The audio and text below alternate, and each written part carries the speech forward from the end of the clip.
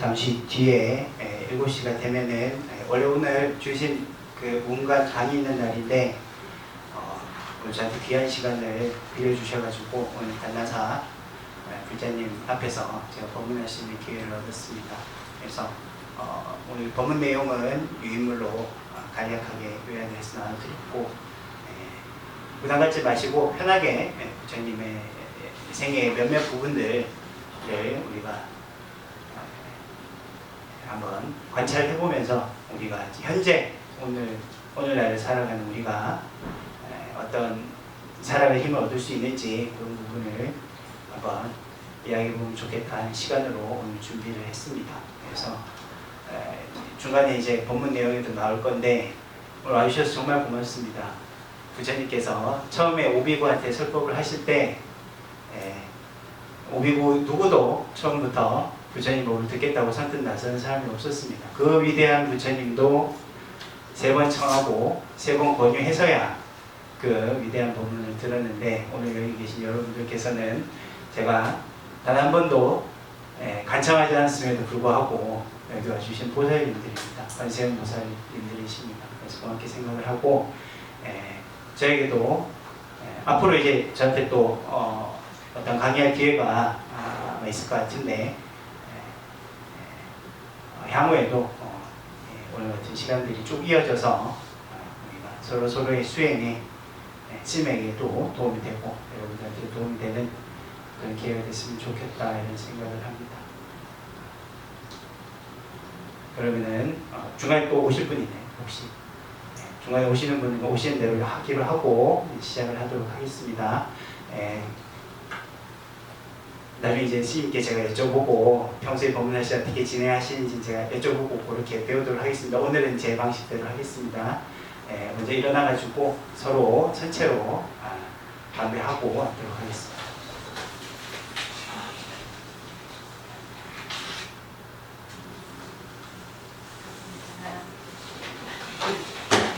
반갑습니다. 앉으시고 죽비 소리에 맞춰서 잠시 입장해 보도록 하겠습니다.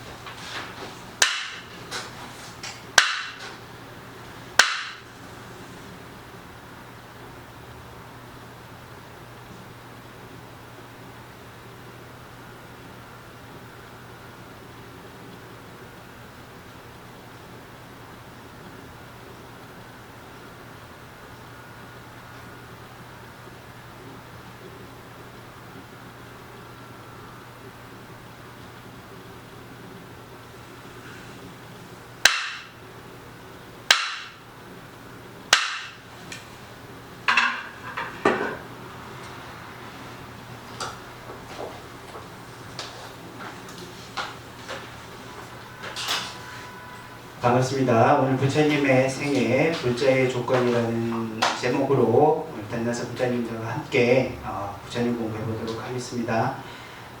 이름을 보시면 아시겠지만 저의 본명은 눌은입니다.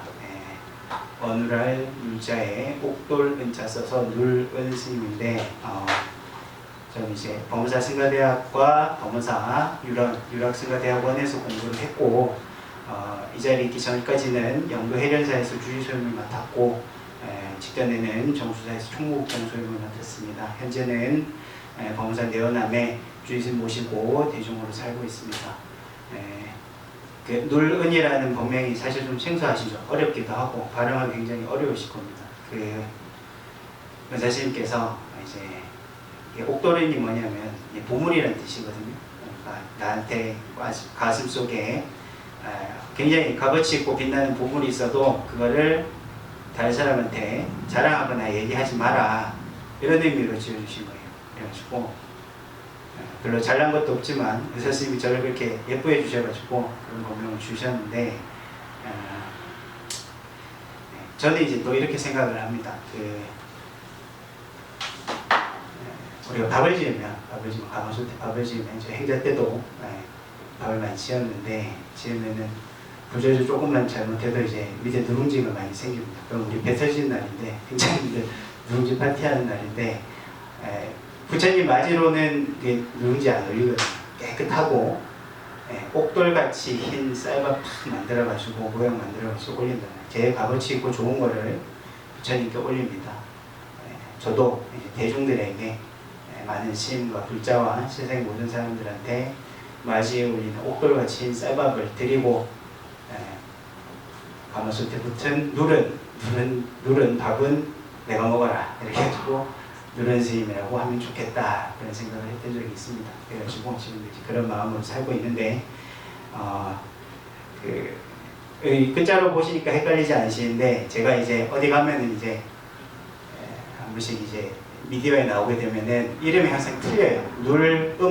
스님이나 원 스님이나 항상 이렇게 나와가지고 좀 고생을 했었는데 글씨로 써져 있는 걸 보시니까 아마 헷갈리지는 않으실 겁니다. 그래서 보면 원 스님이니까 기억을 해주시고 저도 이제 만나서 왔다 갔다 하면서 여러분들 법명도 기억을 하도록 제가 애를 많이 쓰도록 하겠습니다. 제 앞에 계신 양교 보살님 제가 알고 제 왼쪽에 있는 보살님 법명 어떻게 되십니까? 저희 예, 제 기준으로 왼쪽. 예. 예. 저는 여원행. 여원행 보살님, 예, 만나서 반갑습니다. 그 옆에 보살님도 여쭤봐도 되겠습니까?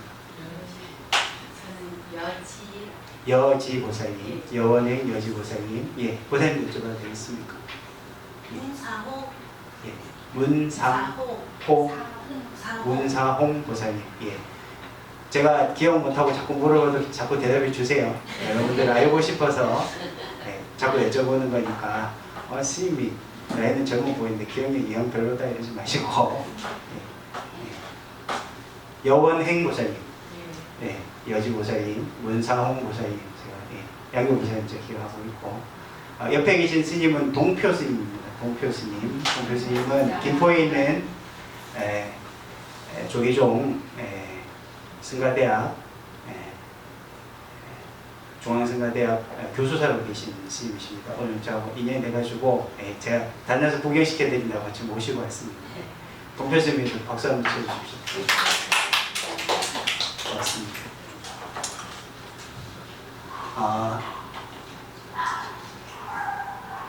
여러분들하고 깊은 경전의 얘기를 시작을 하기보다는 부처님 생애를 가지고 부처님 생애를 이야기하다 보면은 저의 생애에 대해서도 좀 이야기를 안 할 수가 없습니다. 왜? 저는 이제 부처님의 생애에 대한 관심과 그 부분을 가지고 이제 기준을 항상 수행을 해왔고 제가 이제 삶의 수행자로서 어떤 선택을 할 때 부처님의 생애가 항상 저한테는 이정표가 되어줬습니다. 그래서 여러분들하고도 이런 얘기를 한번 해보면 좋겠다 이런 생각이 듭니다. 부처님이 출가를 만 29살에 하셨습니다. 만 29살에 당시 지위는 카필라국의 왕자셨고 그 당시에 이제 왕자라면 어떻게 했어요? 모든 부와 명예를 가졌을 거고 아름다운 아내도 있었을 것이고 차후 이제 왕이 되면 모든 걸 이제 그 국가 안에서는 마음대로 할 수 있는 그런 지위였을 텐데 그럼에도 불구하고 이제 출가를 하셨단 말이에요. 언제? 만으로 29살 나이에 저도 만 29살에 출가했습니다. 만 29살에 11년 전에 출가를 했는데 이제 밑에 이제 부처님이 출가하신 동기, 부처님 출가 당시에 어떻게 생각을 하셨는지에 대해서 제가 암경에 있는 내용들을 조금 이제 가져와 봤는데 요걸 먼저 한번 읽어보고 저는 왜 출가했는지 한번 말씀드려볼게요. 부처님과 저는 출가 동기가 너무 달라서 사실 부끄러운데 근데 제가 그래서 항상 스님으로서 삶을 살 때 그 부분에 대해서 항상 유념하고 생각을 하고 있는 부분입니다. 이제 꾀꼬리 같은 목소리로 한번 읽어보겠습니다. 그 박스 안에 있는 내용입니다. 어느 날 브라만의 아들 우다이가 시다타에게 방문했다. 브라만의 아들 우다이는 이제 그 나라로 치면 이제 굉장히 높은 하이 클래스의 귀족 신분의 자제입니다. 우다이가 왕자였던 시다르타에게 방문을 했다. 나옵니다. 부처님의 이 속명이 시다르타, 고타마 시다르타. 고타마는 성이고 시다르타가 이름입니다. 고타마는 뜻으로 하면 흰 소라는 뜻인데 당시 인도 사회에서 이 소는 굉장히 이제 으뜸인 동물이고 그 중에서 흰 소다 이러면은 굉장히 신성한 의미가 있습니다. 그래서 왕조 의상이 고타마였고 시다르타는 뜻이 모든 소원을 이루게 해주는 사람이라는 뜻입니다. 시다르타가. 그래서 이게 그 부처님이 소카 때 왕자를 쓸 때도 가졌던 이름이 굉장히 큰 이름이죠. 왕자님, 세상에 살면서 감각적 쾌락과 즐거움을 누리며 사는 것이 인간의 당연한 권리가 아닌가요? 이렇게 물어보니까 시다르타 왕자가 대답합니다. 무다이어, 나는 인간 감정의 대상을 경멸하는 것이 아닙니다. 그것이 자연 생리 현상임을 잘 알고 있습니다. 하지만 세계의 모든 것이 영속성이 없다고 생각할 때, 즉 영원하지 않다고 생각할 때 나는 그곳에서 안락한 즐거움을 느낄 수 없습니다. 만약에 여인의 아름다움이 영원히 변치 않는다면 내 마음은 뜨거운 열정을 탐닉하며 오래도록 즐기며 살 것입니다. 또 진실로 노화, 질병, 죽음이 존재하지 않는다면 이 세상의 모든 아름다움은 나에게 큰 위안이요 기쁨이 될 것입니다. 그러나 그들 역시 언젠가는 늙고 결국 죽고 마는 유한한 존재일 뿐입니다. 우다이어, 한 나그네가 광야를 거닐다가 미친 코끼리를 만나 두려움과 공포에 떨며 온신의 힘을 다해 도망치고 있었습니다. 마을은 아득하고 나무 위건 돌틈이건 안전한 곳은 없었습니다. 숨을 곳을 찾아 사방을 달리다가 겨우 발견한 곳이 바닥이 말라버린 우물이었습니다. 얼른 우물 곁 등나무 뿌리를 타고 아래로 내려갔다가 소스라치게 놀랐습니다. 컴컴한 바닥에는 4마리의 뱀이 입을 벌리고 혀를 날름거리고 있었고, 설상가상으로 위에는 등나무 뿌리를 번갈아 갉아먹고 있는 흰쥐와 검은쥐가 있었습니다. 그는 두려움과 공포에 하얗게 질렸습니다. 그때 그의 얼굴 위로 무언가 뚝뚝 떨어져 내렸습니다. 그것은 꿀이었습니다. 등나무동굴이 벌집에서 떨어지는 달콤한 꿀이 그의 혀 안으로 들어왔습니다. 나그네는 그만 달콤한 맛에 취해 지금 처한 위험과 고통과 두려움을 모두 잊어버렸습니다. 우다이어, 감각적 쾌락에 탐닉하는 우리의 삶도 나그네와 다를 바 없지 않겠습니까? 우다이어 헤어진 시다르타는 갯 복숭아 나무 그늘 아래 다리를 포개고 오랫동안 명상에 잠겼다. 사랑스러운 나뭇잎들이 쉼없이 움직이며 그 밑으로 녹주석처럼 상쾌하고 푸르른 대지가 열려 있었다. 그는 오래지 않아 정신적 안정에 도달했다. 모든 감각적인 대상에 대한 욕구와 일상사에 대한 관심에서 해방된 황홀한 마음의 1단계에 들어섰다.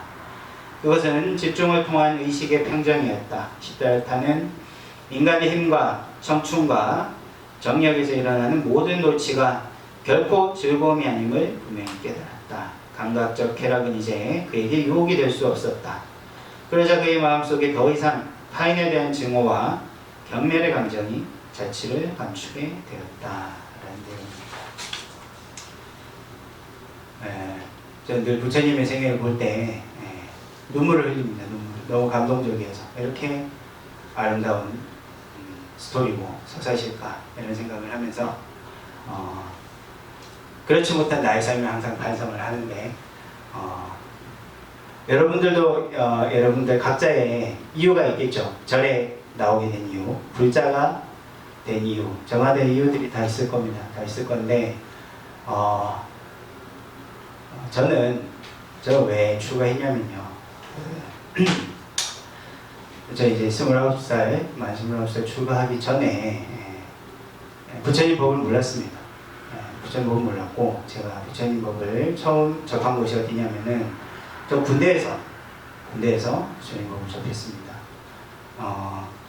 제가 이제 20대 후반에 이제 군대를 가게 됐는데, 그 전에 우여곡절이 좀 많았어요. 그래가지고 대학교를 좀 오래 다녔는데, 오래 다니면서 ROTC 학군 장교 후보생이었다가 그만두고 또 다시 공군으로 가서 공군 학사장교 또 후보생이다가 훈련을 갔다가 또 그만두고 그리고 마지막으로 이제 육군훈련소에 가서 현역병으로 자원 입대를 했는데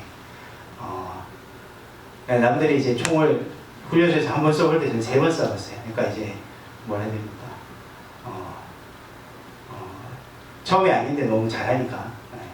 왜냐면 저는 이제 2번째, 3번째 쏴보는 거니까. 그래서 당시 이제 일산에 있는 부사단 신병교육대에서 제가 이제 1등을 했어요. 1등을 했다는 건 제가 자랑하려는 게 아니고, 그러면 제가 갈 수 있는 보직을 선택을 잘 할 수 있었어요. 1등이니까 내가 뭐 이사계원이 되고 싶다 이러면 이사계원이 될 수도 있었고, 수색대에 가겠다 이러면 저한테 우선적인 선택권이 있었어요. 그때 근데 제 눈에 들어왔던 게 뭐냐면 일주일에 한 번씩 종교 활동을 하는데 당시 이제 구사단에서 군종병이라고 해서 군에 계시는 군종법사 스님을 도와서 종교 행사를 준비를 하는 병사가 있었는데 마침 이제 전역하기 한 달 반 남은 상태였는데 후임자가 필요한데 제가 딱 보니까 군용병을 하면 너무너무 좋고 편할 것 같은 거예요. 왜? 이제 저를 이렇게 꼬시더라고요. 당시 구사단 법당 일산에 있는 그 사령관에 있는 법당이 산 깊숙이 있어가지고 한 달에 한 명 찾아올까 말까 한다. 그래가지고 거기서 탁 있으면서 저를 청소나 하면서 하고 싶은 공부를 하면 된다. 나중에 전역하고 나서 뭐 공무원 시험을 보든 사법고시를 보든 거기서 준비를 하면 된다. 그 얘기를 하더라고요. 그때는 몰랐죠. 제가 다른 고시가 아니고 이제 승가고시를 치게 될 줄 상상도 못했는데 어쨌든 간에 그래가지고 이제 그 종교 행사를 5주 동안 계속 불교 종교 행사를 나갔어요. 나가가지고 전혀 부처님 법을 모르던 상황이지만 법요식 같은 거 딸딸 외워가지고 군종병 면접을 볼 때 저는 안한존자의 지혜와 가섭존자의 실천을 겸비하는 군종병이 되겠습니다. 너무너무 이제 거대한 원력을 이야기를 하니까 당시 이제 군종장교 군무사 스님이 놀랐던 기억이 나요. 어쨌든 간에 그래가지고 무사히 군종병이 됐는데 근데 이제 거기서 인생이라는 게 저보다 더 잘 아시겠지만은 항상 뜻대로 흘러가지 않잖아요. 막상 가보니까 그 절이 있긴 있었는데 한 달 뒤에 그 절이 폐쇄가 되더라고요.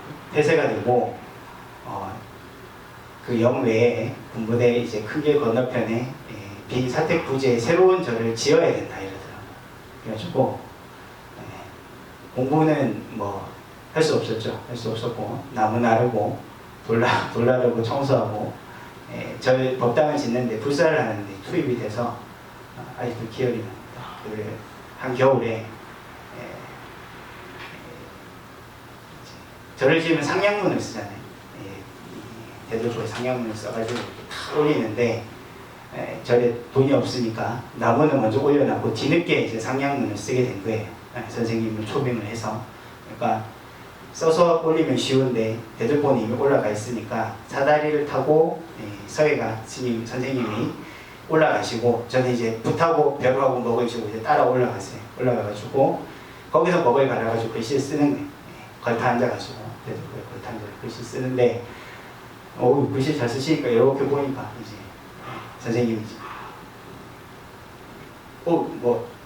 변사님 지금 뭐합니까? 빨리 먹을 가려고 가만 보니까 잠깐 이렇게 보고 있는데 먹물이 이렇게 얼었는 거예요. 이렇게. 그 정도로 이제 일산의 날씨가 추웠거든요.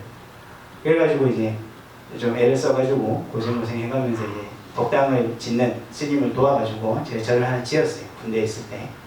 그 인연으로 제가 이제 출가를 하게 됐는데 그 당시 이제 스님이 되겠다는 생각을 했던 건 아닙니다. 군종법사, 군종장교가 되겠다는 생각을 한 거예요. 그게 뭐냐면 우리 보살님들은 군대를 안 가보셔서 잘 모르겠지만 군부대 안에는 목사님, 신부님, 스님들이 파견을 나와 있거든요. 그래서 이제 조계종에서는 이제 스님을 파견을 보내줍니다. 보내주는데 마찬가지로 이제 그 군종장교 시험을 봤을 때 합격을 해야 되는데 스님이면서 군부대 장교인 거예요. 그래가지고 군복을 입을 때도 있고 승복을 입을 때도 있고 그렇게 하면서 이제 군생활을 하는 건데 그 가만히 생각해 보니 그렇더라고요. 이제 군종 장교가 돼서 군인으로만 살면 그러면 스님들이 신도들로 받는 이런 존경을 받을 수 없고 반대로 스님으로만 살면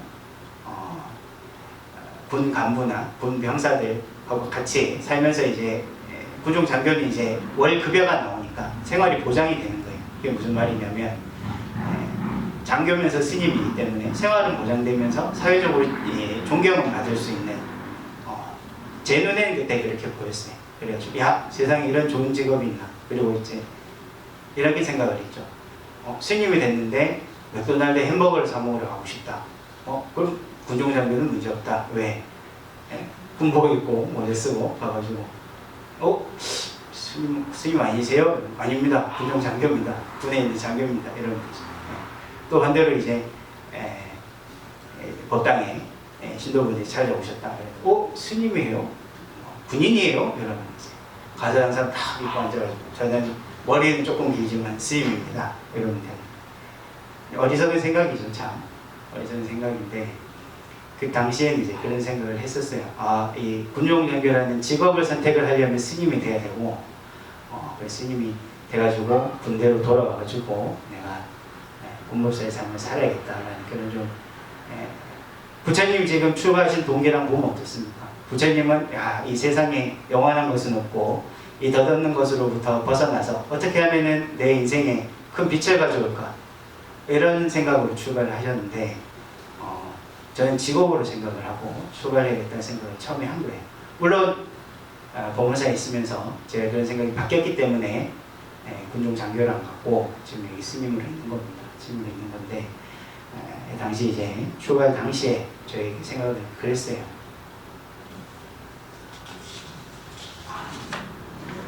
시간이 좀 있으니까 덧붙여서 말씀드리면 제 생각이 왜 이제 군종 장교를 안 가고 스님으로 살아야겠다는 생각을 하게 됐냐면 법무사 이제 큰 절에서 제가 행자 생활을 했습니다. 스님이 되려면 6개월 동안 법무사에서 이제 밥도 짓고 쌀도 나르고 이제 절도 하고 연불도 배우고 이러면서 갈색 옷을 입고 6개월 동안 스님 될 준비 공부를 해야 됩니다. 공부를 해야 되는데 그때 제가 2011년 겨울에 법무사에서 총 12명의 행자님이 스님이 되려고 준비를 하고 있었습니다. 준비를 하고 있었는데 그 중에 이제 한 분이 굉장히 독특한 분이었어요. 그분이 이제 미국에서 대학을 나왔고 본인 말로는 그렇더라고요. 그리고 프랑스 외인 부대에서 자기가 군 생활을 했다. 그래가지고 자기는 전쟁에 참여해서 총으로 사람도 죽여봤다. 이런 얘기를 하더라고요. 우리는 속으로 생각했죠. 살생에 업을 지었는데 저게 무슨 자랑이라고 저런 얘기를 할까? 근데 그 얘기는 이제 나는 이제 이렇게 거친 사람이니까 건드리지 말라 이거예요. 보니까 이분이 스님이 되고 싶은 마음은 있는데 행자 생활을 원만하게 못하니까 직지사에서 한 달 있다가 사람들하고 싸우면은 대웅전에 몰래 들어가가지고 불전을 부셔가지고 거기서 나오는 불전 몇만 원 챙겨가지고 해가지고 통도 사가고 통도 가서 또 못 버티면은 또 똑같은 짓을 해가지고 다른 절에 가고 이렇게 몇 군데를 전전을 하다가 마지막으로 온 곳이죠. 법무사더라고요. 그래가지고 우리가 그 행자님을 제외하고 나머지 11명이 모여가지고 회의를 했어요. 이 사람을 쫓아낼 것이냐 아니면 뭐 어떤 대책을 세울 것이냐 스님들한테 가서 이제 고발을 할 것이냐 이런 사람하고는 스님이 될 수 없습니다 이렇게 할 것이냐 애를 많이 쓰다가 우리가 그 당시에 이제 서원이라는 말도 몰랐지만 서원을 하고 발언을 세운 겁니다. 우리가 저 좀 모자란 사람도 같이 끌어안고 가가지고 같이 스님이 되면은 그게 참 큰 복이 되겠다.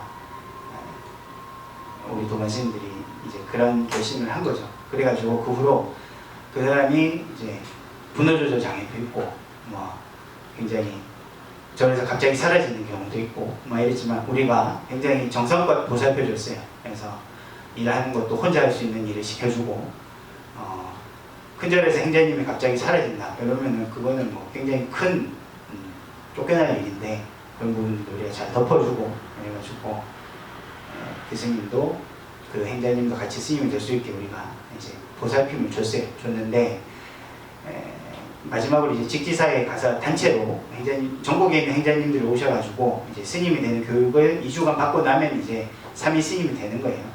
3위 스님이 되는 건데 그 이틀 전에 사고가 났습니다. 무슨 사고가 났냐면 이제 교육을 받으러 가기 전에 이제 큰 절에서 이제 연불교육을 우리가 받았는데 연불교육을 받으러 교육장까지 가기 전에 후원 공양관에서 잠깐 기다렸다가 이제 출발을 하는데 그 잠깐 기다리는 시간 동안 그 프랑스 외인 부대에서 온 행자님이 갑자기 목탁을 막 두들기는 거예요. 시끄럽게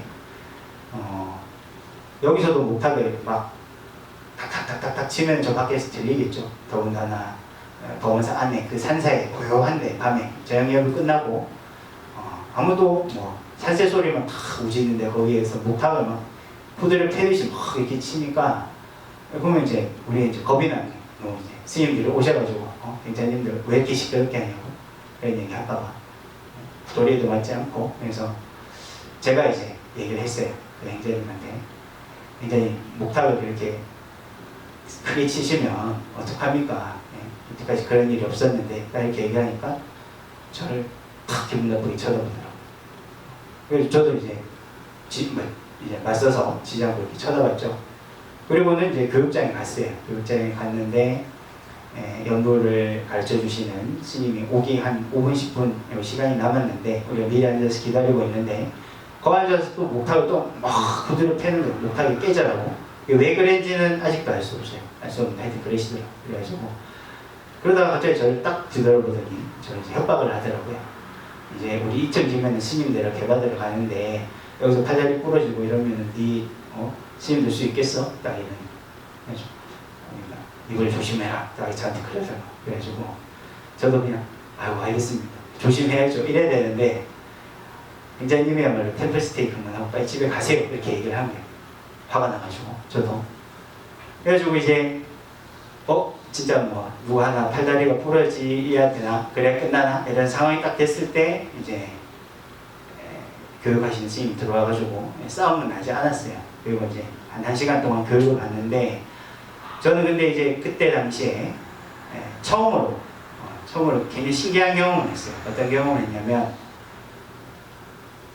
생각을 너무 맹렬하게 하면 머릿속에서 이 엔진 돌아가는 소리가 들리는 거예요. 와 하고 이렇게 들리는데 그게 환청일 수도 있겠지만 근데 제가 그때 굉장히 맹렬한 생각을 했습니다. 어떤 생각을 했냐면 너무너무 부끄러운 생각이 드는 거예요. 왜 부끄러운 생각이 드냐면 거기에 있는 12명 중에서 저는 제가 제일 잘났다고 생각하고 있었거든요. 왜? 소과에 있을 때 좋은 대학을 나왔고 이 중에서 내가 나이가 젊고 중들 머리 깎아놓으면 다 똑같이 생겼지만 저는 제가 잘생겼다 생각을 했었거든요.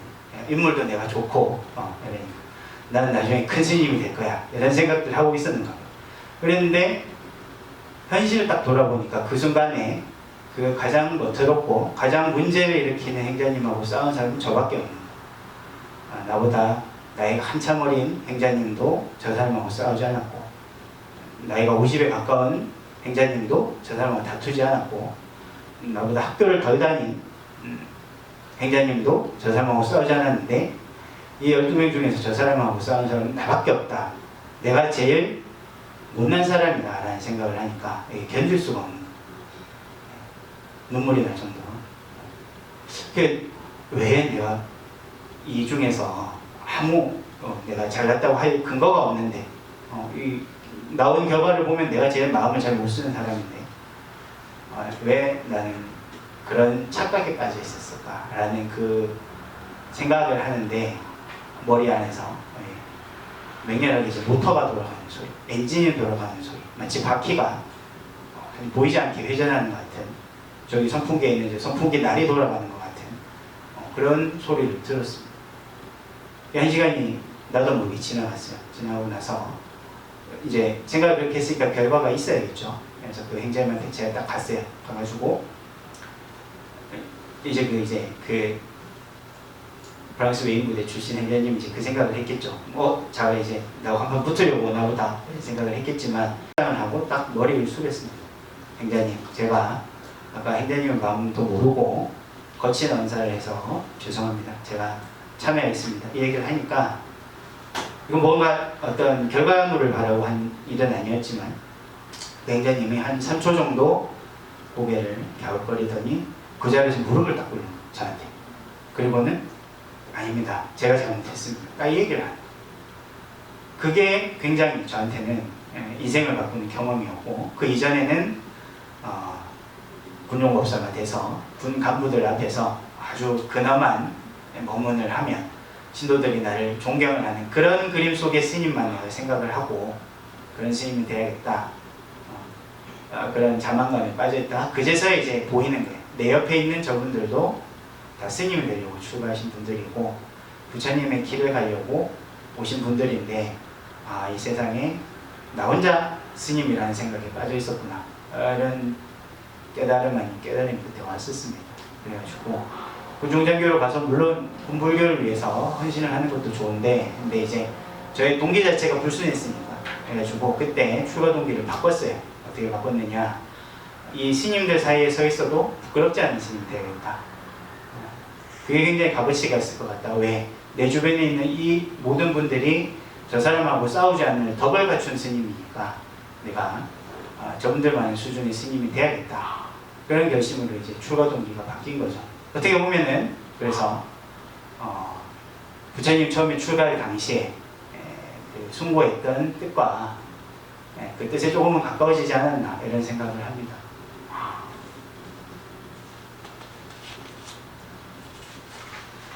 별거 아닌 이야기인데 별거 아닌 이야기인데, 근데 여러분들에게도 이런 순간이 있었을 거라고 생각을 해요. 만약에 아직 이런 순간이 오지 않다면 곧 올 겁니다. 곧 올 거고, 그래서 이야기가 어떻게 전개가 되고 흘러가냐면은, 여러분들이 그러면 절에 오는 이유는 뭐냐 이렇게 되묻고 싶은 거예요. 저 같은 경우에는 처음에는 어떻게 보면은 발심한 출가가 아니었고, 그러니까 부처님 법을 온전히 믿지 않은 출가자였음에도 불구하고 부처님 법을 만나고 부처님을 도량해서 머리 깎고 스님으로 살 그런 의지를 가지니까 그런 마음의 변화가 오는 계기가 있었는데, 그렇다면 이 시간에 저녁 이 더운 여름날 저녁 7시 반에 여러분들이 처음 보는 스님과 함께 앉아가지고 이런 얘기를 하게 된 인연은 도대체 뭐냐 이거죠. 제가 겪은 바로는 근데 여러분들이 그렇다는 게 아니고 대부분의 불자분들이 절에 오는 이유라는 것들이 굉장히 한번 생각을 해볼 만한 문제인 것이 현실입니다. 왜? 저도 이제 큰 절에 있어 봤고 또 사찰의 주지로 있으면서 절 운영도 해봤고 그런 경험에서 봤을 때 절에 오시는 불자님들이 절에 오시는 이유라는 것들은 굉장히 현실적입니다. 사실 굉장히 현실적이에요. 절에 신도분들이 제일 많이 올 때가 언제겠습니까? 유시철. 여러분들 자제분들은 다 학교 졸업하셨습니까? 그럼 이제 뭐 입시기도는 그때 다 하셨고 그러셨겠죠 아마도. 저희 아버지도 제가 대입에 한 번 실패하고 재수할 때 서울대 가라고 새벽에 3시 반에 일어나서 항상 법화경을 독송을 하셔가지고 저는 이제 그 가피를 본 것 같아요. 본 것 같은데 대부분 이제 삶의 어려움 해결해야 될 문제가 있을 때 저를 보통 많이 갑니다. 많이 가는데 그 이유라는 것들을 보면은 이제 초음을 우리가 보면은 대부분 이제 그런 내용이죠. 운전하시는 분들은 안전운행하고 사업하시는 분들은 돈 많이 벌고 학교에 다니는 아이들은 1등하고 학업 성취하고 좋은 대학 가고 이제 이 세상에서 값어치 있다는 것들은 다 우리 가족이 가졌으면 좋겠다라는 내용이에요. 대부분 다 아프지 않고 수명은 장수하고 이 세상에 좋은 일들만 우리 집에 있었으면 좋겠다라는 발언들입니다. 대부분 부귀영화를 얻고 자손이 번영을 하고 세속적으로 그리고 우리가 그게 재산이 됐든 명예가 됐든 얻었으면 그게 사라지게 해주세요 하는 기도를 하겠습니까? 안 하죠. 대부분 영원히 머물러 있었으면 좋겠다라는 그런 기도를 합니다. 기도를. 근데 재밌지 않습니까? 세상에서 제일 세속적으로 성공했다가 그게 아무 의미가 없다고 출가하신 분이 부처님인데 그런 부처님한테 세속적으로 부귀영화 명예를 얻을 수 있게 도와달라고 빌고 있단 말이에요. 우리가 그러면은 만약에 부처님이 현신을 하신다. 이 법당에, 이 단나서 법당에 이 대웅전에 부처님 상에 깃드셔가지고 부처님이 이 들고 있는 우리를 보면은 그래 알겠다. 너네 장수하고 부귀영화 누리고 자식들은 다 1등하고 내가 다 이루어지게 만들어줄게 이렇게 얘기하실까요? 어떻습니까? 그러면 좋겠지만 부처님의 경전을 공부하면 공부할수록 부처님 그러지 말라고 하는 얘기예요. 사실 그렇습니다. 요 앞에 우리가 읽었던 얘기 중에 안수정 등의 얘기인데 그렇잖아요. 언제 끊어질지 모르는 이제 등나무 줄기를 우리가 이제 매달려 있어요 거기에. 그래갖고 흰쥐와 검은쥐가 갉아먹잖아. 흰쥐와 검은쥐는 낮과 밤입니다. 세월이거든 세월. 우리가 태어나고 싶다고 해서 태어난 게 아니듯이 죽고 싶지 않다고 해서 죽지 않을 수 있는 게 아니잖아요. 우리한테 죽음의 순간은 운명처럼 반드시 옵니다. 언제 올지 모르지만 오는데 그 와중에 독사 4마리가 우리를 노리고 있다. 지수와 풍 4대가 이제 소멸하는 건데 그 죽음을 얘기하는 거거든요. 죽음이 이제 한순간에 우리한테 다가올 건데 우리는 그러면 어떻게 하고 있습니까? 어떻게든 그 뱀을 피하고 쥐를 피해가지고 등나무 줄기를 타고 올라가려고 노력을 하고 있습니까? 아니면은 그 순간 내려오는 이제 꿀물을 탁 맛보고 꿀물 한 방울 더 안 떨어지나? 어떻게 하면은 저 꿀물 한 방울 더 먹을 수 있을까? 이런 생각을 하고 있는 거 아니겠어요? 우리가 부귀영화를 누리고 가족이 좋은 일만 있도록 해줬으면 좋겠다라고 그런 비는 마음으로 우리가 만약에 절에 오고 법당에서 기도하고 절한다면은 이거는 이제 꿀물이 한 방울 더 떨어지길 바라는 마음으로 절에 오는 것과 같습니다. 결론적으로 말하면 해결되는 게 없다는 얘기예요. 왜? 부처님은 그거 해결해 주는 사람이 아니니까. 내가 부귀영화를 누리게 만들어주고 우리 집안의 어른 장수하게 만들어주고 우리 집안의 아이들을 1등하게 만들어주는 어른이 아니란 말이에요. 내가 그거 다 해줄 테니 나를 믿어라 라고 하셨던 분이 아니란 말입니다. 부처님은. 그러면 우리 왜 절에 옵니까? 왜 법당에 옵니까? 왜 불교를 믿습니까? 이제 거기에 대한 해답은 이제 다르게 찾아야 됩니다. 다르게. 사바 세상에 살고 있는 이제 중생들 그러면 부처님은 어떻게 살아라고 이야기를 했느냐? 그 부분을 이제 말씀을 이제 드려야 되는 거죠. 한번 생각을 해보세요. 부처님께서 세속적인 욕망, 감각적인 쾌락 이런 것들은 다 영원하지 않기 때문에 거기에 머무를 수 없다라고 생각을 하시고 출발을 하신 거예요. 그러면 이제 부처님께서 출발을 하시고 그 다음에 어디를 가시냐면은 고행을 하러 가세요. 고행. 이제 세속적인 쾌락과는 이제 정반대의 세상으로 가시는 거예요. 그 반대의 세상은 어떤 곳이냐면은 맛없는 음식을 먹고 불편하게 자고 눈 떠서 잠들 때까지 심지어는 잠도 못 자게 하는 그 눈 뜨고 있는 모든 순간이 다 괴롭기만 한 그런 세계로 가십니다. 6년 동안 물에 빠져도 보고 숨을 참아도 보고 털을 다 뽑아도 보고 무거운 짐을 지고 저 멀리 가보기도 하고 병이 들어도 약을 먹지 않고 잠자지 않고 세상의 고통이란 고통은 스스로 다 겪어보세요. 얼마의 기간 동안? 6년의 기간 동안. 6년의 기간 동안 이제 부처님은 이제 그렇게 생각을 하신 거죠. 이 쾌락이라는 것, 즐거움이라는 것이 감각적으로 느끼는 맛보고 보고 향으로 맡고 손으로 만져보고 귀로 듣고 하는 그런 것들을 통해서 얻는 모든 즐겁고 행복한 것들이 영원하지 않다면 그러면 그 반대의 것은 어떨까? 영원할까? 영원하지 않을까? 체험을 해보신 거예요. 우리가 이제 그렇기 때문에 부처님께서 다 해보셨기 때문에 이제 우리는 이제 그 길을 안 가도 되는 건데 부처님의 결론은 그렇습니다. 쾌락의 길이 없었듯이 쾌락에서 이 번뇌를 해결할 수 있는 방법이 없었듯이 반대로 고통과 고행의 끝에서도 마찬가지로 마음을 평안하게 해주는 번뇌와 집착을 없애주는 그런 길은 없다라는 게 이제 부처님의 결론이에요. 고생하지 말아요. 이거 너무 심하게 고행하면 결국엔 죽는다. 죽으면 의미가 있습니까? 없는 거예요. 그래가지고 쾌락의 끝도 길이 아니고 고통의 끝도 길이 아니다 라는 거를 아시게 되니까 어떻게 하시냐면은 내란자라강에 가셔가지고 머리를 깎고 수염을 깎고 목욕을 하시고 그때 강변에 나와있던 수자따의 유미죽 이제 갓 소액에서 뽑은 젖에다가 이제 쌀을 섞은 음식인데 우리가 지금 생각했을 때는 유미죽이 뭐 죽인데 뭐 대단한 음식이겠어 생각을 할 수 있는데 그 당시에는 이제 최고로 이제 고급의 음식이었다고 해요. 신에게 바치는. 그래가지고 수자타가 촌장의 딸이었고 집안이 부유했기 때문에 그런 음식을 마련할 수 있었습니다. 그래가지고 11자를 강변에 나와 있는 부처님한테 공양을 올렸고 부처님이 앞으로 매일 죽 한 그릇씩 갖고 나오라고 이야기를 해요. 그 한 그릇 딱 먹고 완전히 뭐 건강을 회복하신 건 아니고 그 뒤로 수자타가 이제 스님한테 공양을 바칩니다. 정기적으로.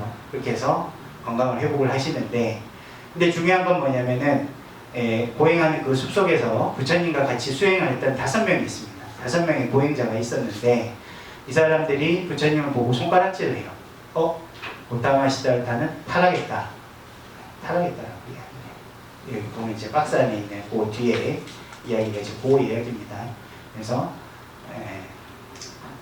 고타마 시달타는 이제 수행의 길을 잃었다. 이렇게 비난을 했던 이 5 수행자가 나중에 노계원에서 부처님께서 처음 법문을 했을 때 부처님께서 거두신 5명의 첫 제자들이 바로 이 사람들입니다. 처음에는 부처님의 법문을 듣기를 거부했었지만 부처님이 오면 고타마 시달타가 가까이 오면 우리 인사도 하지 말자 이랬는데 막상 보니까 얼굴에서 빛이 나고 너무 근엄하고 바라보기만 해도 즐거운 마음이 일어나니까 어쩔 수 없이 이제 부처님 법문을 듣게 되죠. 처음에는 이제 들을 마음이 없었지만 나중에 듣게 되면서 부처님의 법문이 이제 완전히 감화가 되면서 부처님의 제자가 되는 5 비구의 이야기가 바로 이 얘기입니다. 이 얘기는 이제 무슨 얘기냐면은 고행의 끝도 길이 아니고 쾌락의 끝도 길이 아닌 그 중간의 길에서 우리가 수행의 길을 잡아야 된다 이런 얘기입니다.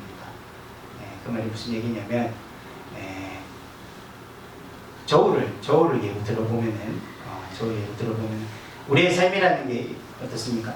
외나무 다리가 이렇게 있다 칩시다. 외나무 다리에 내가 혼자 이렇게 딱 서 있어요. 서 있으면은 제일 안정적으로 서 있을 수 있으려면 어떻게 해야 됩니까? 왼쪽과 오른쪽에 무게가 같아야겠죠. 그래야 어느 한쪽으로 치우침이 없을 것이고 외나무 다리에 서 있는 제가 이제 흔들리지 않을 거 아니에요. 그죠?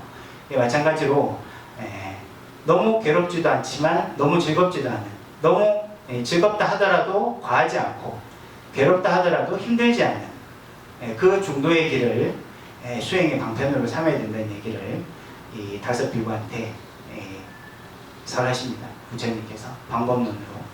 그래가지고 그 얘기를 이제 현재 우리한테 이제 적용을 해보자 이거예요. 기쁜데 과하지 않고 힘든데 슬프지 않은 정도. 그 정도가 도대체 어느 정도냐. 밥을 먹었는데 배가 너무 이제 소화불량이 될 정도는 아니지만 또 배고픔을 느끼지 않을 정도. 옷을 입었는데 지나치게 살치하지 않지만 추위와 더위는 막아줄 수 있는 정도. 그 정도라는 것들은 그 중간의 정도라는 것들은 사람마다 다 다를 수 있겠죠. 본인만 아는 겁니다만은 부처님께서는 지나치게 한 극단으로 치우치지 않고 중도의 길을 가는 길을 제시를 하셨다라는 겁니다. 그래서 제가 이제 부처님의 이런 말씀을 듣고 생각을 해봤어요. 생각을 해본 것이 과연 그러면은 불교를 믿는 우리가 이 중도의 길을 간다는 것은 지나치게 쾌락이 치우치지도 않고 지나치게 고통으로도 치우치지 않는 균형 잡힌 삶을 산다라는 것들은 그럼 과연 어떤 삶을 의미를 하는 걸까? 여기에 대해서 이제 사람들이 착각을 하는 부분이 있습니다. 불교에서 법정 스님이 쓰신 책 중에서 제일 유명한 책이 무슨 책이죠? 무소유죠, 그죠? 무소유인데 저는 법정 스님 참으로 존경하지만 법정 스님께서 지은 이 책의 제목 때문에 굉장히 불교가 숙제가 많이 생겼어요. 왜? 사람들이 무소유라는 제목을 보면 어떻게 생각합니까? 스님을 소유하면 안 돼. 불교는 다 소유하면 안 돼. 다 버리고 가야 돼. 물질을 가져서는 안 돼. 착각을 하는 거예요. 그런 종교가 있긴 합니다. 인도에 가면 자이나교라고 있거든요. 거기는 머리카락도 소유하면 안 되는데 우리처럼 이렇게 삭발을 하는 게 아니고 주워 뜯어 뽑아요. 이렇게 다시 하지 말라고 주워 뜯어 뽑고 옷을 가지면 안 된다 해서 나체로 수행을 합니다. 빨아먹고 다닙니다. 그리고 굉장히 이제 생명을 유지할 정도의 음식만 먹어야 되고 자기는 근데 이제 불교는 자이나교가 아니거든요. 굉장히 그런 고행을 하는 그런 종교가 아니거든요. 근데 이 무소유라는 책을 읽어보셔서 아마 이제 다들 아시겠지만 그 내용은 이제 이런 거죠. 법장 스님이 난을 하나 선물을 받았는데 그 날도 뭐 애지중지한 거예요. 아낀 거예요. 왜 난 누리고 싶고 즐기고 싶은 마음을 가져도 돼요. 가져도 되는데 되돌아봐야 돼요. 내 분수에 지나치게 원하는 건 아닌지, 그리고 이 욕망이 또 다른 욕망을 불러일으키지는 않는지, 이런 거를 되돌아봐야 되는 종교가 불교고, 소욕지족의 종교가 바로 불교다, 그렇게 생각을 하셔야 되는 겁니다. 그리고 저는 이제 나아가서 이런 생각을 하게 됩니다. 우리 법당에 좌복이 있습니다. 좌복 방석이라고도 하고 저희는 좌복이라고 하죠. 이 좌복이 누구 겁니까? 누구의 것도 아니지만 모두의 것이죠. 왜? 여기다 갖다 놓고 같이 쓰기 때문에. 자, 만약에 이게 누구의 것이다 라고 하는 순간 굉장히 어리석은 사태가 발생을 합니다. 가령 예를 들면 이런 거죠. 저 이제 좌복에다 이름을 다 써놓는 거예요. 양교보살 거, 여지보살 거, 이렇게 써놓으면은, 그러면 이제 그다음부터 어떻게 돼요? 법당에 오면은 내 방석을 찾아가게 되죠. 그리고 내 방석에다가 막 꾸미기 시작해요. 도덕 같은 것도 붙이고 아름답게 꾸미기 시작합니다. 내 거라는 집착이 생기기 시작을 하는 거예요. 그리고 집에 갔다 어떻게 하냐면 이 방석을 누가 훔쳐갈까봐 지고 갑니다. 집에. 그러면 일주일 지나잖아요. 여기에 방석이 있겠어요? 없겠어요? 좌복이 없습니다. 심지어는 이제 한 사람당 하나씩만 있으면 되잖아요. 나중에 이거 잃어버릴 수도 있으니까 집에 한 2개 여분으로 갖다 놔야겠다. 딱 이런. 아무도 잃어버린 사람은 없지만 아무도 방석을 쓸 수 없게 되는 상황이 발생합니다. 이제 무소유, 소욕지족하고는 정반대로 가는 거예요. 근데 반대로 지금 우리가 이 좌복을 쓰듯이 여기다 이름 안 쓰고 갖다 놓고 다 같이 쓰는 거예요. 오늘은 여지보살님의 좌복이 됐지만 내일은 양교보살님 좌복이 되겠죠. 근데 거기에 대해서 거리낌이 있거나 괴롭습니까? 내 방석을 뺏겠다는 생각이 듭니까? 아니거든요. 내가 이 좌복을 내 걸로 만들어야겠다, 나만 써야겠다는 생각을 버리는 순간에 여기 있는 방석은 다 내게 되는 거예요. 심지어 들고 다닐 필요도 없죠. 여기 놔두다가 조금 더러워지면 같이 빨아서 또 쓰면 되죠. 내 것만 가져야겠다는 생각을 버리는 순간 모든 게 내 것이 된다는 원리가 바로 저는 이 좌복을 보면서 생각을 하고 느끼게 됐습니다. 그래서 여러분들도 아까 이야기에 이어서 생각을 해보면은 절에 오는 이유가 나 자신을 위해서, 우리 가족을 위해서, 그리고 그 나와 내 가족만의 행복과 안녕을 빌기 위해서 절에 온다라고 하면은 이거는 번지수를 잘못 찾았다. 어딘가 그런 거 빌어준 데가 있을 거예요. 그런 데로 가셔야 되지 여기 단나사 법당에는 오시면 안 돼요. 근데 이 저번 얘기하고 연관지어서 이야기를 말씀드려보면 그냥 단나사 법당에 오는 모든 사람들을 위해 가지고 기도를 하는 거예요. 오늘 내가 와서 기도를 하는데 전수경도 외우고 예불 참석해서 열심히 기도를 했고 경전도 읽었는데 그 공덕이 내 가족한테만 돌아오는 게 아니고 단나사에 오는 모든 불자 가족들한테 가면 좋겠다는 마음을 딱 먹고 부처님 전에 참배하고 가는 순간에 여러분들은 불자에서 보살이 되는 거예요. 보살이 뭡니까? 어원 그대로는 깨달은 중생이고 많은 중생들을 위해서 자기를 희생하는 사람이거든요. 근데 여러분들이 그런 보살의 행동을 한 거예요. 보살의 행동을 하는 사람을 보살이라고 합니다. 중생의 행동을 하는 사람은 중생이라고 하고, 그렇기 때문에 여러분들이 뭐 일부러 하려고 그렇게 애쓰지 않아도 됩니다. 법당에 있는 좌복을 어느 누구의 거라고 생각하지 않고 모두의 거라고 생각을 하고 같이 아끼고 잘 사용을 하듯이 여러분들의 기도도 그렇게 사용을 하세요. 여러분들이 보살이 되면 보살이 원하는 것은 다 이루어지잖아요. 나의 기도를 불보살이 이루어지기를 기대를 하지 마시고 내가 불보살이 되면 됩니다. 내가 불보살이 되면 불보살의 뜻 앞에 온갖 삿된 것들은 힘을 쓰지 못합니다. 내가 불보살이 되는 방법이 제일 빠르다. 불보살이 나를 도와주기를 바라기보다는 그게 부처님이 얘기하신 중도 법문에 나아가서 우리가 살아가는 데서 적용할 수 있는 그런 얘기들이 바로 그런 얘기들이다 라고 말씀을 드릴 수가 있겠습니다. 그래서 이제 마지막 장치 끝에 보면 이제 불자의 조건, 결론 이래가지고 제가 4가지 써놨습니다. 첫째는 인과법을 믿어야 된다. 콩 심는데 콩 나고 팥 심는데 팥 난다.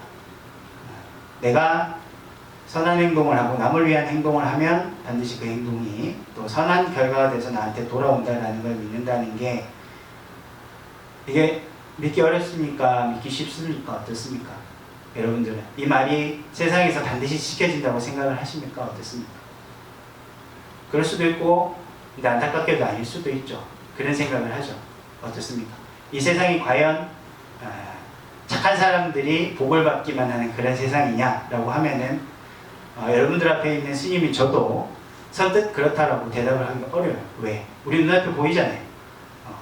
남을 위해서 굉장히 애를 쓴 사람이 어렵게 사는 거. 우리 독립운동했던 국가유공자들의 자손들을 한번 보세요. 친일파의 후손들보다 더 복을 받고 잘 산다라고 할 수 있느냐? 우리 눈앞에 보이는 결과로는 지금 당장 아니니까 믿음이 희미해지는 거예요. 콩 심는데 콩 나고 팥 심는데 팥 난다고 분명히 부처님께서 말씀을 하셨는데 자신 있게 그렇다 할 수 있느냐? 어렵다 사실. 왜? 우리가 길게 살면 100년이고 짧게 살면 60년, 70년인데 그 무수한 역사에 우리가 단편 아주 짧은 시간을 살고 있는데 내가 콩을 심었지만 이 콩이 다시 날지는 내 아들과 내 손자, 손녀 때 날 수도 있는 거고 내 눈으로 확인할 수 없을 수도 있거든요. 긴 시간으로 보면, 긴 역사의 시간으로 보면 당연히 이루어질 일이지만 내가 사는 동안에 이루어지지 않는다면 나한테는 그게 의미가 없다고 생각할 수가 있잖아요. 그래서 안타깝게도 인과법을 믿는 강한 마음이 불교의 기본임에도 불구하고 우리 중생들은 좀 강하게 그걸 가지기가 어렵다 이거예요. 남만 돕고 살았는데 스님 나는 왜 이렇게 힘들게 삽니까? 나는 뭐 평생 열심히 살았는데 자식은 왜 이렇게 내 속을 썩입니까? 그런 얘기들 할 수 있다면 할 수 있는데 이걸 믿어야 됩니다. 인과법을 당장 지금 내 눈으로 확인할 수 없더라도 부처님께서 말씀하신 이 인과법에 대한 강한 믿음이 있는 사람만이 불법을 이해할 수 있고 불법을 행하는 보살이 될 수 있고 부처님의 깨달음을 증득을 할 수가 있습니다. 그래서 이 인과법은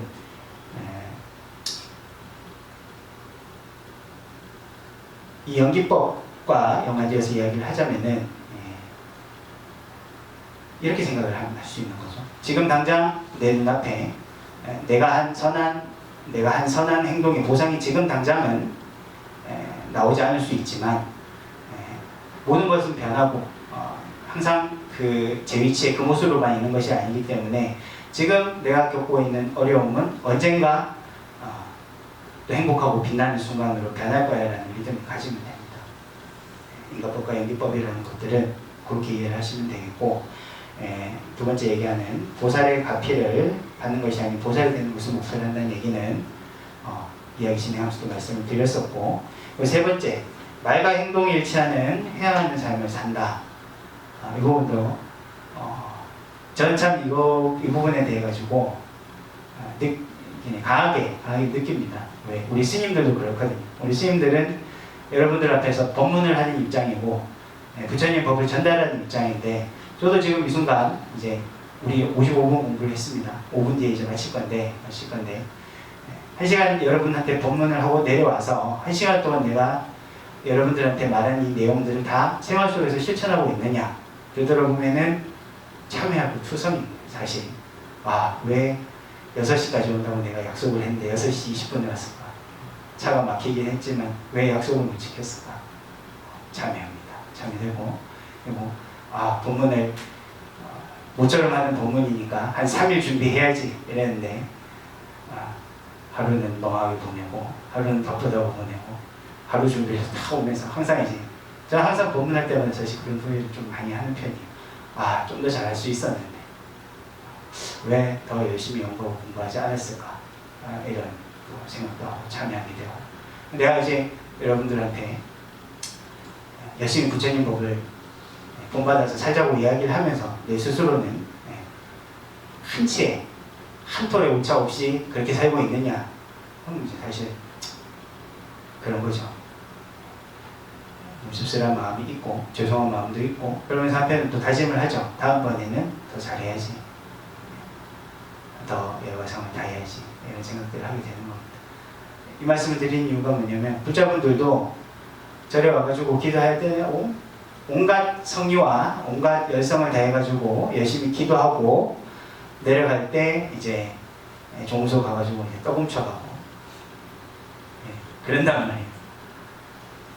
그게 안타까운 일이에요 사실. 열심히 기도도 남을 위해 하고 나를 위해 하고 무중생의 보리회양을 발언하면서 내려가면서 종소에 떡이 보이면 두려워하죠. 한개 갖고 가야 되는데 두려워하고 그러면 우리 실천을 하기가 어렵단 말이에요.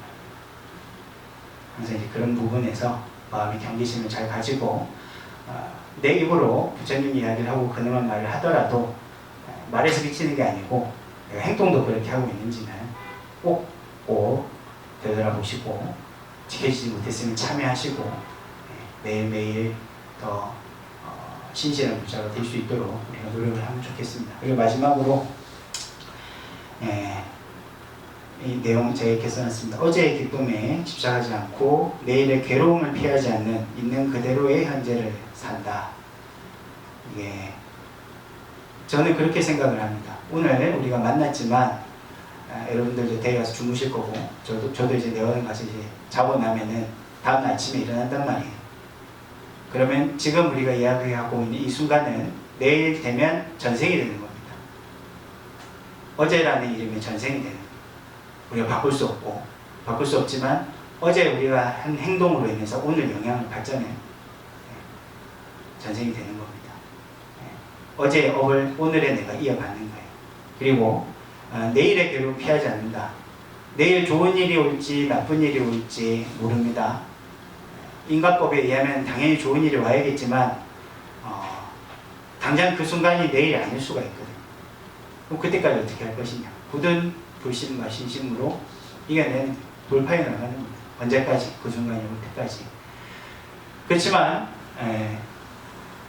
지금 이 순간 내일은 오지 않는 미래잖아요. 내일 오지 않는 미래가 지금의 나를 어떻게 만들 수는 없어요. 영향을 줄 수는 없어요.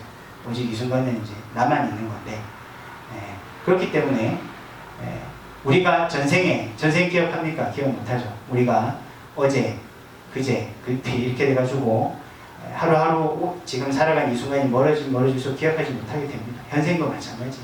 그래가지고 기억하지 못하는 과거, 그 다음에 오지 않은 미래에 대한 걱정 이런 거에 휩싸여가지고 우리가 가지고 있는 이 하지 않아도 되는 그런 걱정과 고통들을 지금 우리가 안고 살아간다 이거예요. 어제 있었던 즐거움은 어제 나를 즐겁게 했지 지금의 나를 즐겁게 하는 건 아니거든요. 내일 아직 오지 않는 고통이 지금 나를 고통스럽게 만드는 건 어리석은 일이고 그래서 아까 소유지족 얘기도 했었는데 지나치게 행복하고 기쁘려고 애쓰지 말고 지나치게 괴로움에 우울함에 빠져있을 필요도 없습니다. 기쁨이 오면은 의연하게 그 순간 기뻐하면 됩니다. 기뻐하고 대신에 내일도 그 기쁨이 이어졌으면 좋겠다라고 애써 집착하지 않으면 되는 거고 그 다음에 혹시 내일 누군가 나를 괴롭게 하더라도 그게 댁에 계신 거사님일 수도 있고 자제분일 수도 있고 자제분들은 다 결혼하셨나요 혹시? 안 하신 분들도 있죠. 이게 굉장히 사실 보살님들 숙제잖아요. 그죠? 좋은 배우자를 만났으면 하는 그런 마음. 근데 내 배우자를 데려왔는데 너무너무 마음에 안 들어. 세상에 얘만 빼고 다 될 것 같은데 꼭 걔를 데려오는 마음이 어떻게 불편하고 괴로울 수 있겠죠. 근데 그것이 미리 걱정하지 마시고 닥쳤을 때 다 방법이 있습니다. 여러분들 살아온 인생 역정을 한번 되돌아보세요. 내가 그 일을 어떻게 이겨내고 여기까지 왔는가라고 생각하는 일들이 반드시 있잖아요. 있는데도 불구하고 여러분들 그 부분들을 이겨내고 해결해서 여기까지 온 사람들입니다. 그렇기 때문에 미래에 대한 걱정도 하지 마시고 있는 그대로 받아들이세요. 즐거우면 즐거운 대로 즐거워하시고 슬픔이면 슬퍼할 수 있죠. 그렇지만 또 거기에 빠져 계시지 말고 내일 살아가는 힘을 만드시고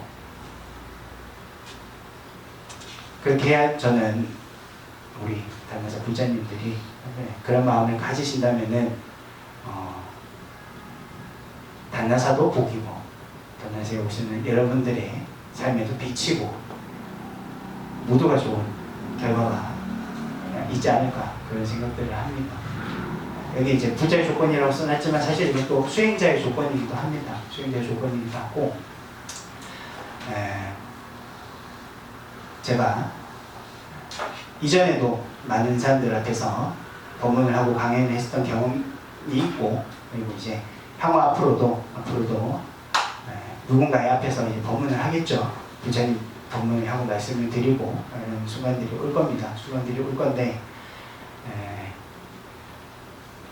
지금 이 순간은 과거도 미래도 생각나지 않고 기억나지 않고 기대되지 않고 눈앞에 계신 게 여러분들에 대한 생각만 지금 제가 지금 가지고 있는데 오직 이제 희망을 하는 겁니다. 저도 스님다운 스님 되고 여러분들도 부자다운 부자가 되고 지금 이 순간이 그런 인연으로 가는 문이었으면 좋겠다. 그리고 이런 인연을 있게 만들어 주신 게 누구냐? 주의스님이시잖아요. 우리 상현 스님. 제가 마음의 스승으로 항상 생각을 하고 있는 스님입니다. 물론 마음과는 다르게 성격이 급하셔가지고 말이 먼저 획획 나오고 때로는 집안의 시아버지처럼 시시콜콜하게 잔소리도 하시고 아마 그런 경우도 있을 거라 생각은 되는데 근데 저는 살면서 이렇게 가장 스승다운 스승으로 생각하는 스님이 수행자가 상현 스님입니다. 상현스님께 받은 어떤 가르침과 은혜를 조금이나마 여러분들한테 전달할 수 있는 시간이 됐으면 좋겠다. 이런 바람을 한번 가져봅니다. 가져보고 이제 법당을 나가시면은 오늘 우리가 한 얘기를 덜어는 기억할 수도 있고 덜어는 잊어버릴 수도 있습니다만은 여러분들의 삶의 중요한 순간에 오늘 우리가 했던 이야기들 제가 여러분들한테 했고 여러분들이 생각했던 이야기들이 꼭 그 순간을 헤쳐나오고 이겨나갈 수 있는 힘이 되기를 다시 한번 부처님께 기도하고 발언을 하겠습니다. 오늘 긴 시간 앉아서 제 얘기를 들어주셔서 고맙고 앞에서도 이야기를 했습니다만은 부처님의 그 위대한 법문도 3번 간청하고 3번 권유해서야 겨우 들어줬었는데 보잘것없는 저의 설법과 법문을 끝까지 경청을 해주셔서 너무 고맙습니다.